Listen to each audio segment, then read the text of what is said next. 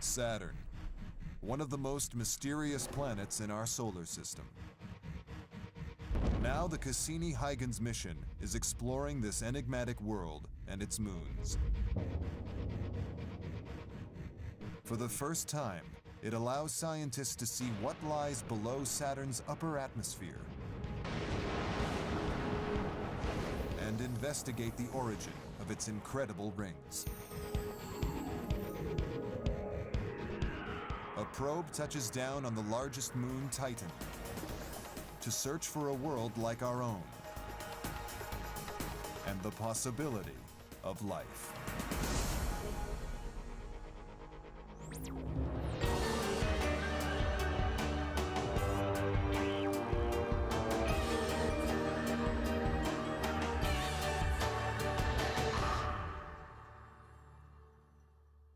Five, 4, 3, 2, 1, and liftoff of the Cassini spacecraft.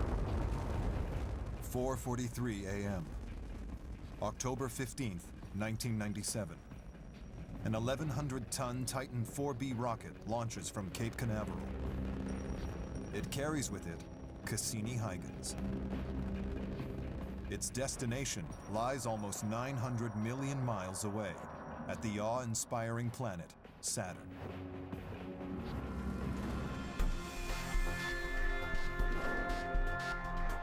A huge gas giant orbited by at least 60 moons. Saturn is the second largest planet in the solar system, over 750 times more massive than Earth. It's a gassy world without solid surface.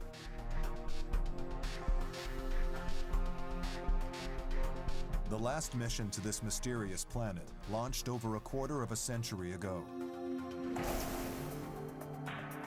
The Voyager spacecraft sent back these images, showing a planet shrouded in thick banded cloud.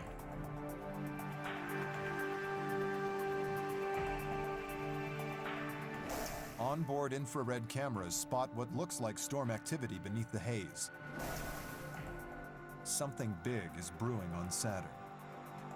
The problem with Voyager missions is that they were flyby missions. They were one-time snapshots.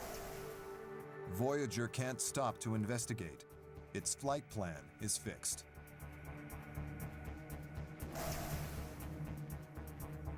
Scientists can only gather limited data. Voyager 1 also skims the atmosphere of Saturn's largest moon, Titan.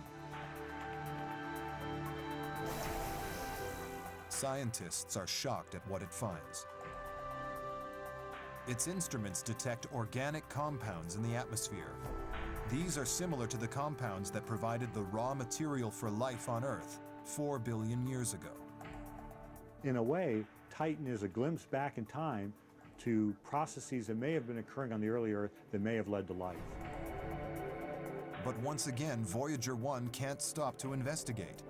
It hurtles off at 39,000 miles per hour into the cold outer reaches of the solar system. The Voyager mission makes tantalizing discoveries, leaving scientists with more questions than answers. They are determined to return to the mysterious moon and take a closer look. We want to understand our own origins. We want to understand why the Earth came to be the way it is and how life came to develop here. Scientists believe by unlocking some of the secrets within Saturn and its moons, we could learn how our own world developed and how life began. Cassini is one of the most scientifically advanced spacecraft ever launched. It will explore Saturn's atmosphere using an array of high-tech cameras and sensors.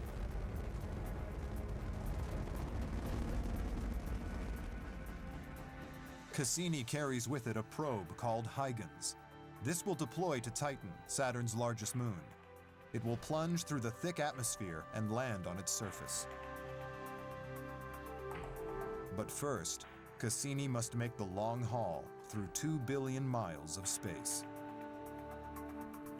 The mission control team used the gravitational pull of our neighboring planets to slingshot the spacecraft around Venus, Earth, and Jupiter, giving it enough momentum to reach Saturn.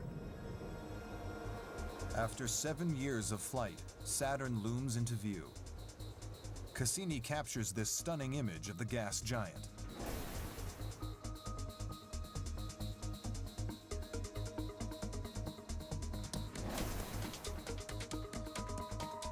But before it can get close enough to begin its detailed exploration, Cassini must pass through the rings.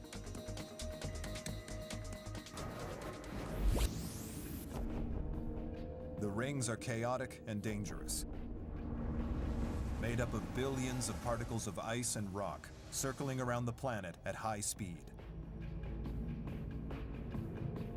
Some chunks are as big as houses. The only way through is to navigate a gap between the rings.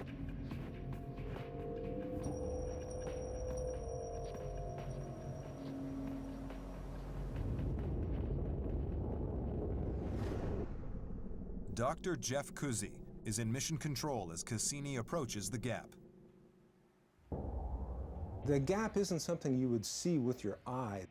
So it wasn't exactly like there was a huge, tight tolerance, a narrow, threading the needle kind of a thing. Tension builds as the high-risk maneuver begins. Cassini fires its rocket engines to position itself and heads for the gap. Its antenna points away from Earth. Communication is temporarily lost. Dr. Larry Esposito waits for the signal to return. The sign that Cassini has made it through in one piece. Everyone was holding their breath, waiting for the signal to come from the spacecraft to show that it had successfully passed through the ring plane.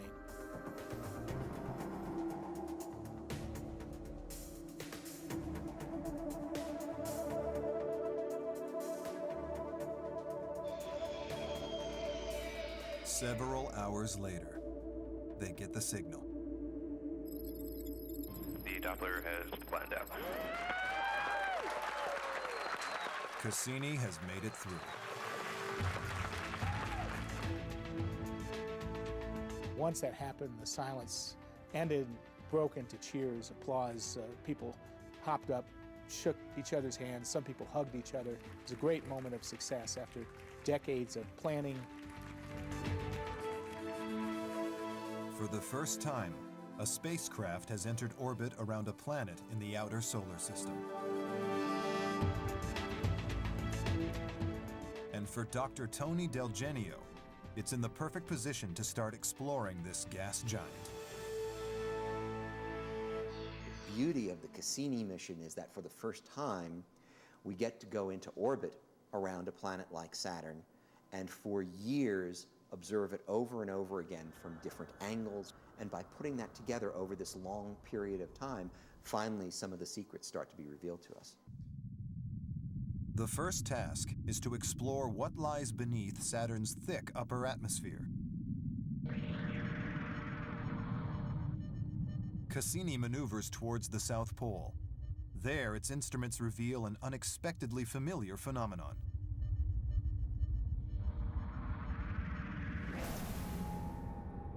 A monster hurricane-like vortex. This actual image clearly shows the storm and its scale. This feature is more than 1,000 miles across, so many times the size of a real hurricane on Earth. And what you're seeing is a sequence of images showing the clouds rotating around the South Pole. This is the first hurricane-like storm ever detected on any planet other than Earth. Like hurricanes on Earth, it has an eye circled by a gigantic column of cloud. But this one towers 45 miles high. Around it, winds rage at 350 miles an hour. Cassini's cameras zero in on the high-altitude clouds in the upper reaches of the eye wall. Temperatures here are minus 167 degrees Fahrenheit. The pictures capture what must be a flurry of ice crystals.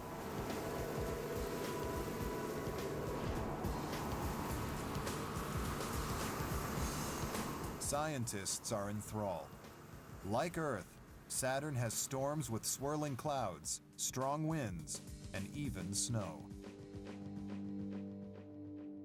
It definitely snows on Saturn in the upper reaches of the storm systems that we see. I think we're pretty confident that there would be large ice crystals.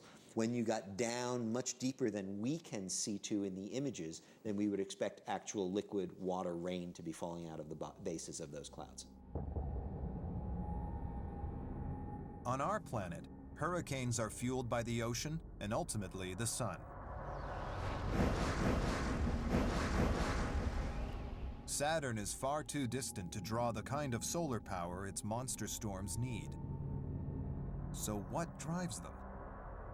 When you get into a gas giant atmosphere like Saturn, once you get a wind going, you can maintain it for a long period of time without a solid surface underneath it to dissipate it very quickly. But still, slowly over time, if you didn't somehow put energy into the system, the winds would still dissipate.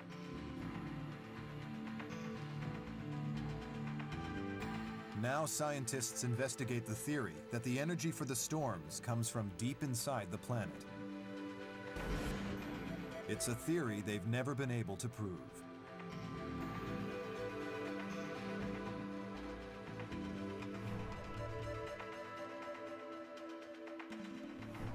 But at a laboratory in France, an extraordinary experiment is trying to verify its basic principles.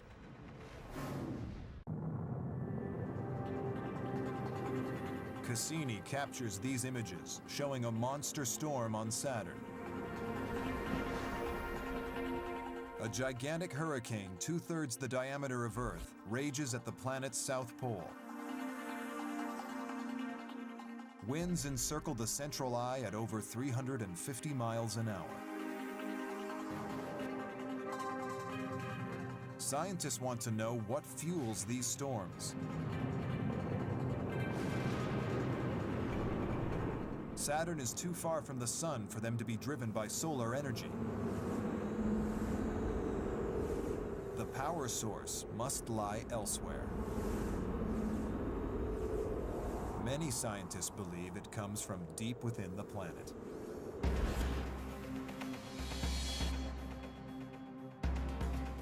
At the Coriolis Laboratory in France, astrophysicist Peter Reed searches for evidence to support the theory. He is using an internal heat source to recreate Saturn's turbulent atmosphere. The overall objective is to try to come up with an understanding of what processes actually drive the winds and organize them into banded structures and into these sets of alternating eastward and westward jet streams on Saturn and the other gas giants. Inside this huge rotating tank is almost 40,000 gallons of fluid. This acts like Saturn's gases.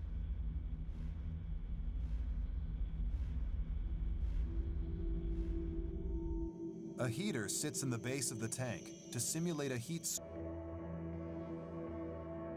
Suspended in the fluid are tiny light-sensitive particles. So these particles act basically like clouds in Saturn's atmosphere, so they'll be carried around by the winds, and this will help us to actually trace out where the vortices and the jets are actually occurring. Reed wants to see if currents and vortices develop in the same way they do on Saturn's surface.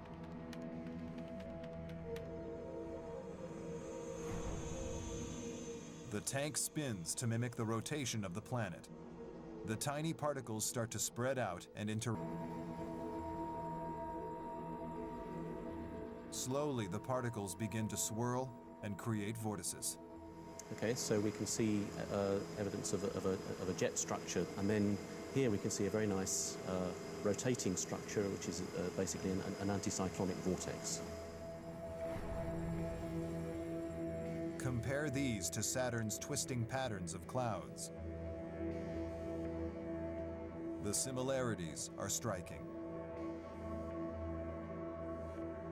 Reed's experiments suggest that a heat source within Saturn could fuel the raging storms. But what lies in its center that could generate that much heat? The gas giant is approximately 75% hydrogen and 25% helium, with traces of water, methane, and ammonia. Scientists believe that, like Earth, Saturn has a hot core. Earth's internal energy comes from radioactive materials in the core and residual heat from its formation. But here on Saturn, scientists think heat is generated by highly pressurized gases. Deep down in Saturn's atmosphere, the pressure of the gas builds. Near the core, the pressure is several million times higher than on Earth's surface. It's so powerful that the hydrogen and helium gradually turn from gases into strange metallic liquids. If you get deep enough, then the hydrogen and helium become... This liquid swirls around a rocky core that is roughly the size of Earth. But just as oil and water can't mix, the liquefied metallic elements can't hold together. The heavier helium separates and sinks through the hydrogen. Scientists believe this movement creates friction that generates heat. Cassini is looking for evidence supporting this theory by measuring the precise abundance of helium in the atmosphere. It's already amassed a vast amount of data. There's so much that it will take years to analyze. Scientists hope to find out for certain how Saturn can give out 3 times more heat into space than it receives from the Sun.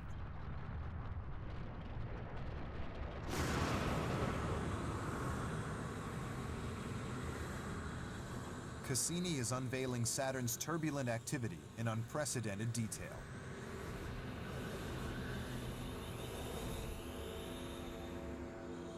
Now its main engines fire. Saturn's chaotic rings.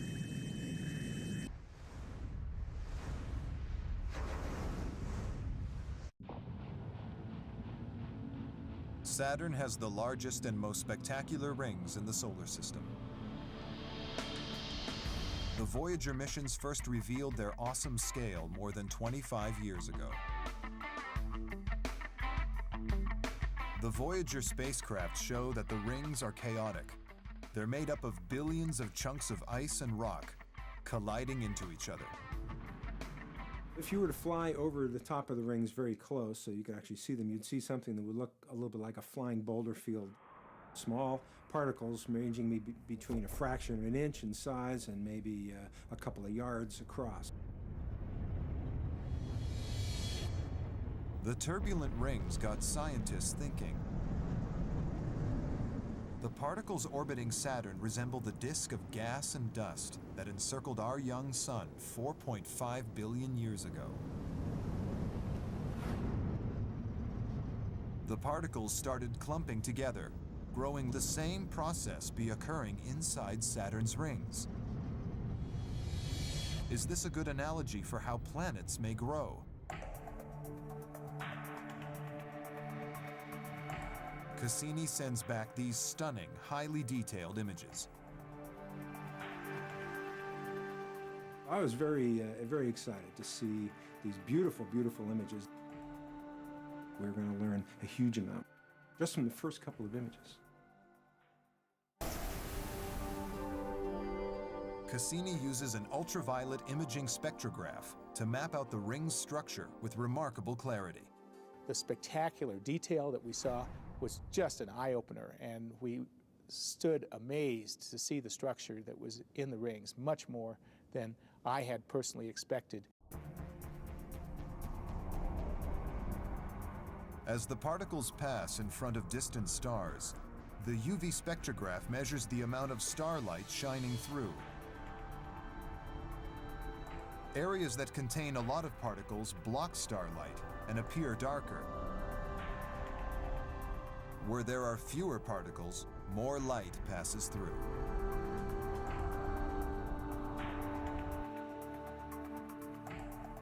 Scientists interpret the darker regions as temporary clumps of ring particles. They are known as moonlets.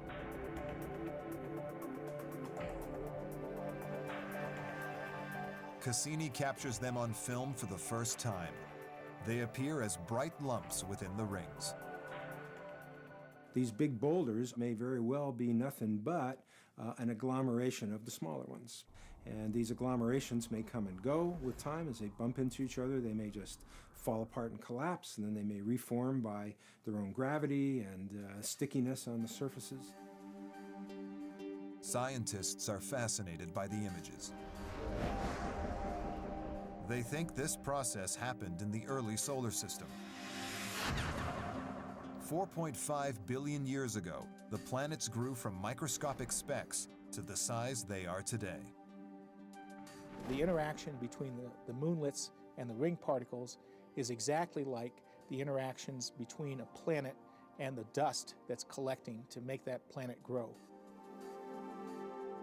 Cassini's spectacular images offer new insight into the processes behind the formation of our own world and the entire solar system. But where did all the material that makes up the rings come from?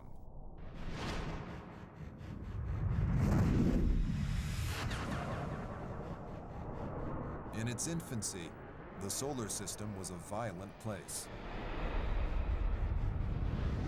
Comets and asteroids regularly collided with young planets, creating massive explosions and leaving behind scars that we can still see today.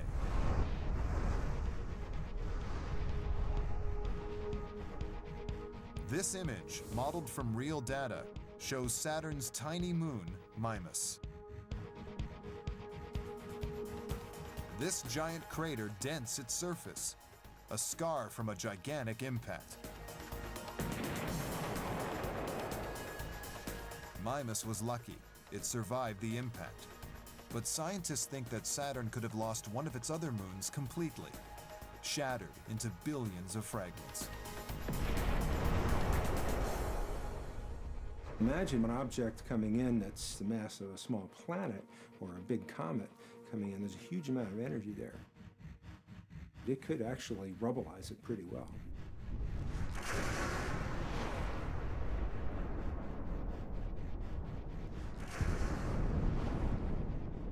Saturn's powerful gravity could have captured the fragments and over time compressed them into a flat plane around its equator.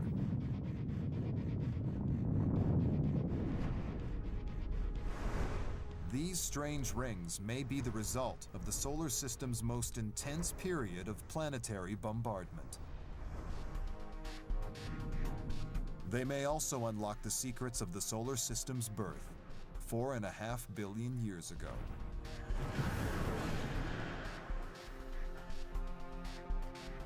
Cassini's next stop provides scientists with another opportunity to step back in time, to a world like Earth before life evolved.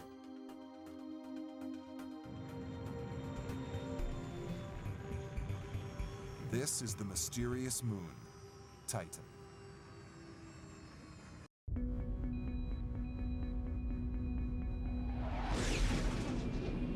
Cassini has crossed over 2 billion miles of space to reach Saturn and its moons. It carries with it a secondary space probe called Huygens, designed to land on Titan, one of Saturn's 60 moons.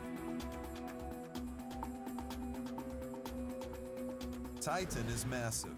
It weighs almost twice as much as Earth's moon.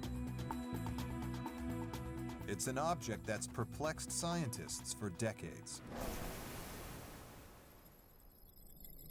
In 1980, Voyager 1 sends back these intriguing images of a world shrouded in a thick orange atmosphere. Analysis reveals that this is mostly made up of nitrogen, just like Earth's. Provide the raw materials for life. Titan's atmosphere appears to be remarkably similar to that of early Earth.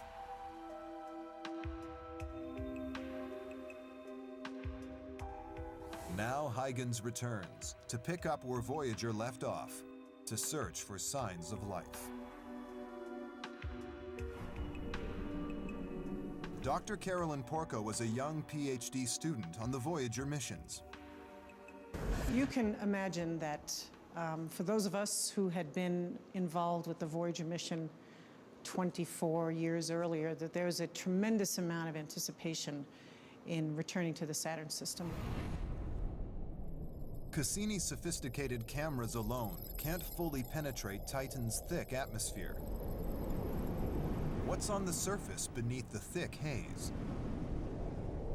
Our first pictures of Titan were very mystifying. In fact, our images are painted on this globe, and it's very difficult, if you look in details, to see exactly what you're looking at. Cassini's probe, Huygens, is designed to solve this mystery. The probe hits Titan's dense atmosphere at over 13,000 miles per hour. At first, its cameras only transmit these images of a thick yellow haze. But at around 30 miles up, Titan's surface comes into focus. It's just very difficult to describe accurately what it was like to see the first images that they showed of the surface of Titan, because they were mind blowers. These images show an extraordinary desert-like landscape with low hills and rolling plains. But mission engineer Dr. Ralph Lorenz worries where Huygens will touch down. We had no idea what it was going to land on. We didn't even know if it would survive landing. It could have landed in a lake of liquid hydrocarbons. It could have landed on a solid sheet of ice or a sand dune. To the relief of all, Huygens lands on level ground and survives. It's the first probe to touch down on another world in the outer solar system. Onboard cameras reveal an eerie alien landscape. Lorenz rigged the probe with an instrument to analyze the composition of Titan's surface. One thing it did is it had an instrument called a penetrometer, which was rammed into the ground and told us how hard the surface was. The texture was like damp sand or even a soft clay, and there were indications that there might have been a pebble or a crust on top, and there was even the joke that the surface was made of creme brulee.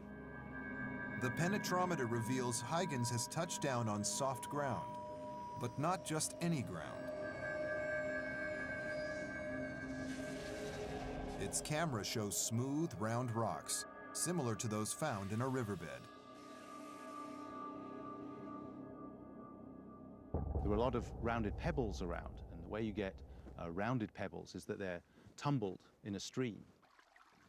And so this area, which had river gullies, must have been rained on sometime in the past, and the rain washed down, tumbling these pebbles.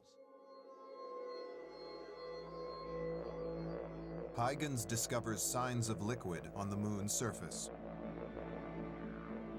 So right away, there was this unambiguous sign of a process that we knew how to interpret. So this was tremendously exciting. It said there had to be liquid something flowing on the surface of Titan. But is the liquid water? Huygens' thermometer registers the surface temperature as 290 below zero. In this bitter climate, water would freeze as solid as rock. But if water didn't carve this riverbed, what did? As Huygens continues to probe from the ground, Cassini moves to the moon's uncharted North Pole. Its radar penetrates the smoggy atmosphere to reveal dark patches. These indicate something astounding. lakes. Liquid may still flow on Titan's surface. But what liquid can withstand freezing temperatures? Cassini's visual and infrared mapping spectrometer picks up a dramatic cloud system. It's enormous, engulfing almost the entire North Pole. Scientists suspect these clouds could supply the liquid that appears to fill Titan's lakes.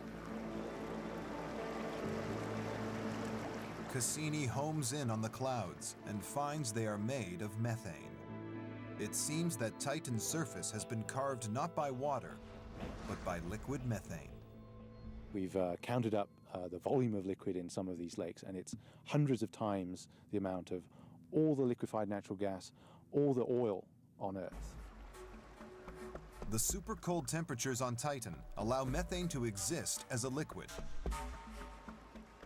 Any water on this moon is frozen solid. Surface conditions are not conducive to life. But Titan's atmosphere is another story. Scientists focus in on the tiny particles suspended in Titan's atmosphere, first discovered, and figure out how they developed into life on Earth. Cassini isolates the exact mix of molecules and transmits its findings back to mission control. Astrobiologist Dr. Chris McKay has been trying to recreate Titan's atmosphere in the lab, using the data from Voyager.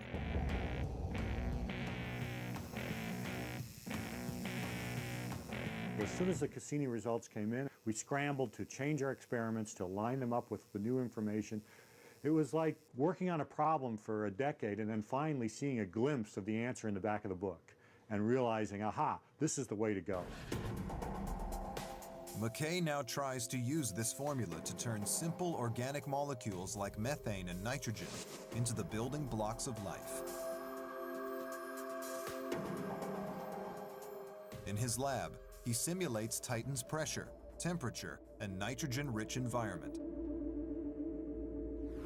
Here is a tank of methane and nitrogen. This is the starting mixture for Titan's atmosphere. It flows through the apparatus into our reaction chamber. So now I'm going to turn on the energy source, and this flow of methane and nitrogen will experience the same kind of energy processes that are going on in Titan's upper atmosphere. Then McKay uses electricity to simulate the sun's ultraviolet radiation. We have Titan in a jar. Tholins. These lab-made tholins are almost exact copies of those found on Titan. Understanding how they form gives us valuable insight into the origin of life on Earth. One overall question in studying Titan and comparing it to the early Earth is the question of how unusual is the sort of chemistry that led to life on Earth? Is it very rare and it happened on Earth because of very unusual circumstances? Or is it commonplace organic chemistry that we can expect on any world that's like Earth or even like Titan? And if we find that there's a common theme, a common way in which this kind of process goes, maybe the steps that lead to life are commonplace, and therefore life is commonplace. The Cassini mission to Titan reveals how life could emerge on other worlds. On the surface, Huygens batteries die out.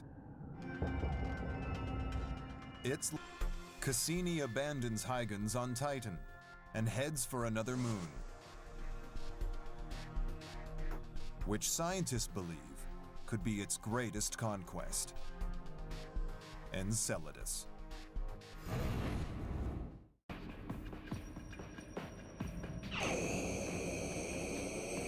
Cassini continues exploring the Saturnian system. In its sights, the moon Enceladus. Covered in ice, Enceladus is one of the brightest objects in the solar system.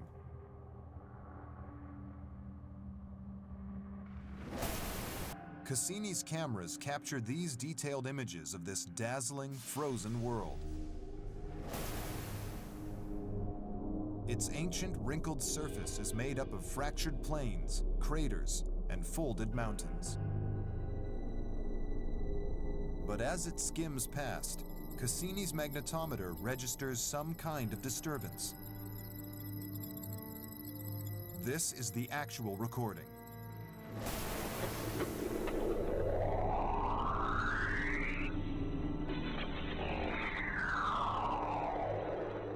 The moon creates fluctuations in Saturn's immense magnetic field. But how? The magnetometer detects gas coming from the moon's surface. Experts suggest it must have some kind of partial atmosphere. Planetary scientist Professor Bob Brown thinks this is impossible. They said, hey, you know, we're seeing evidence of a tenuous atmosphere around Enceladus. And many of us responded with skepticism because an object like this can't have an atmosphere. Enceladus is just 300 miles across. It has too little gravity to hold on to an atmosphere for very long. But things are about to get stranger. The magnetometer group told us the atmosphere around Enceladus seemed to be concentrated around the South Pole, which is even weirder. Atmospheres don't do that. They distribute themselves uniformly around an object. The team is mystified. What could create a strange, localized atmosphere? Cassini moves closer.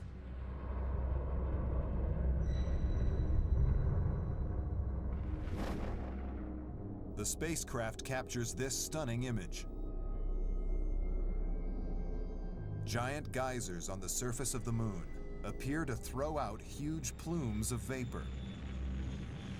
The unidentified gas blasts over 400 miles into space. To see this image, okay, where we have a dozen to 24 jets, narrow jets, just emerging from the South Pole, was, you know, it's one of those things that a person who lives the kind of life I lead lives for. Okay, it was just one of those discoveries that, you know, you're not going to make often in your lifetime. Cassini's spectrograph analyzes the vapor of the jets. It contains water. This discovery is completely unexpected. Could liquid water exist on this frozen moon? Cassini is looking for liquid water on Enceladus. It zeroes in on an area of the moon covered with cracks. But one of the things that was absolutely stunning about this is that when we got into these areas where these cracks are, they're clearly a lot warmer. It may very well be that the temperatures there are as high as 0 degrees C. It may very well be that they're high enough that liquid water is literally very, very close to the surface. Cassini has found a hot spot, an area warm enough to support water in its liquid form. That was just, you know, mind-blowing. Like, what could be possibly producing this? It's one thing to find a body to be warm. It's another thing to find that it's only warm in one location. Scientists are baffled. What generates these pockets of heat? Enceladus's orbit is elliptical. Its distance from Saturn varies over time. One theory is, as it passes close to Saturn, its crust flexes. Then as it moves away, it relaxes. Friction at the fault lines generates heat. Perhaps enough heat to melt ice within the faults. Enceladus flexes its body, okay, and so that can produce friction enough to melt ice to create liquid water. The prospect of liquid water on one of Saturn's moons demands further investigation. The first step is to determine the exact composition of the plumes. Mission Control fly Cassini just 30 miles above the moon's wrinkled surface, passing through the geyser's outer edge. Its instruments measure the composition. The results are completely unexpected. The plumes contain water vapor, nitrogen, and even simple organic molecules. It doesn't take much of a jump at that point to make the association that if you have water, you have heat, and you have organic chemicals, you have the conditions that might actually produce primitive life. Scientists now believe that Enceladus has conditions that can sustain life. Living organisms could survive around the warm faults that sit at its southern pole. The latest theories suggest that the faults in the terrain here may stretch down to a subterranean sea. This would be a dark world devoid of sunlight, but life may still have emerged here. On Earth, primitive organisms thrive in similar hostile and extreme environments. Scientists speculate that the same could be true of Enceladus. There's the possibility of having something akin to those hydrothermal vents that we see at the bottom of the ocean. And we know there are living organisms there. There's chemistry that goes on there that living organisms can utilize to live. It's a tantalizing possibility. If there are living things on Enceladus, the implications would be profound. What could be a more important scientific discovery than to find out life has evolved separately in some other place? That changes the whole picture for human beings. If we could demonstrate that the origin of life, Genesis, had occurred twice independently, then as far as I'm concerned, the spell is broken. We could safely infer life had occurred an astronomical number of times throughout the cosmos in its 13.7 billion year history. So this is why it is such a pressing question for us. Cassini shows us that life may be possible on alien worlds. On April 15, 2008, more than 10 years after launch, NASA announces that the mission will be extended for a further 2 years. Parts of its tour will be dedicated to the exploration of Enceladus and Titan. Perhaps it will make the biggest discovery of them all: life on another world.